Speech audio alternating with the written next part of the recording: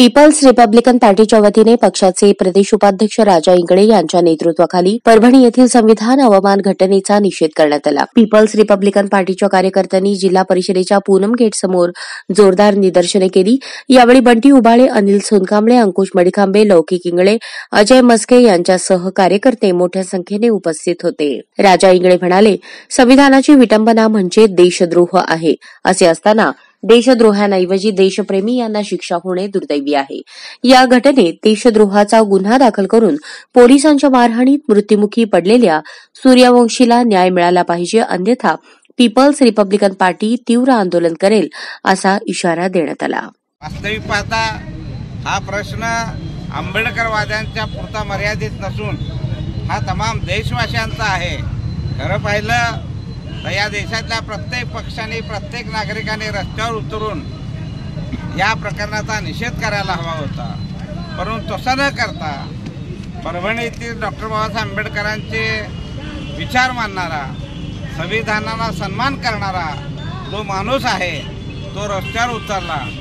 कदाचित कुठल्याही क्रियेला प्रतिक्रिया ही होत असते, काही त्यांच्याकडून गुन्हे घडले असतील ते आम्ही मान्य करतो, परंतु त्यांच्यावर गुन्हे दाखल करून त्यांना अटक करायला हवी होती। परंतु त्या विरोधात पोलिसांनी कोम्बिंग ऑपरेशन करून महिलांना सुद्धा मारहाण केली। एक 17 वर्षाची तरुणी त्यामध्ये गंभीररित्या जखमी आहे, तिचं सिटी स्कॅन केलेला आहे आणि त्या मुलीला आता तिच्यावर दबाव आणत आहेत की तुम्ही तिची गुन्हा दाखल करू नका। तर त्या महिलेला न्याय देण्यासाठी त्या पोलिसांनी मारहाण केली, त्या अधिकाऱ्याच्या नेतृत्वाखाली ती कारवाई झाली, त्याच्यावर 307चा गुन्हा दाखल झाला पाहिजे। याही पेक्षा महत्त्वाचं की जो सूर्यवंशी नावाचा जो विद्यार्थी आहे, जो कायद्याचा अभ्यास करतोय, त्याला पोलिसांनी कोम्बिंग ऑपरेशनच्या नावाखाली इतकं मारलं आणि पटकन त्या ठिकाणचे असणारे कोर्ट वगैरे मॅनेज करून त्याला न्यायालयीन कोठडीमध्ये पाठवलं। न्यायालयीन कोठडीमध्ये त्याचा मृत्यू झाला। या मारहाणीमध्ये ज्या अधिकाऱ्याचा, ज्या पोलीस कर्मचाऱ्याचा देशद्रोहाचा गुन्हा दाखल झाला पाहिजे। आमच्यावर झालेल्या कारवाई आम्ही मान्य करू, आमच्याकडून जर काही हिंसक कृत्य झाले असेल ते आम्हाला मान्य करू।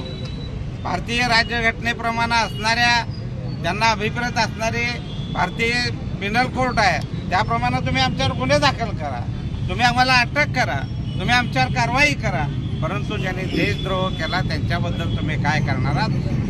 देशद्रोहांना तुम्ही मोकळे सोडता आणि देशप्रेमी माणसं ही जी संविधानासाठी रस्त्यावर उतरले त्यांच्यावर तुम्ही कारवाई करता, म्हणजे या देशातील प्रशासनसुद्धा, या देशातलं पोलीस प्रशासनसुद्धा कुठेतरी देशद्रोह करतोय। या सर्वांवर कडक कारवाई झाली पाहिजे असे आम्ही मागणी करतोय आणि निदर्शने करून ते मागणी करतोय। भविष्यामध्ये असे प्रकार घडले तर आंबेडकरी जनता ही कदापि सहन करणार नाही।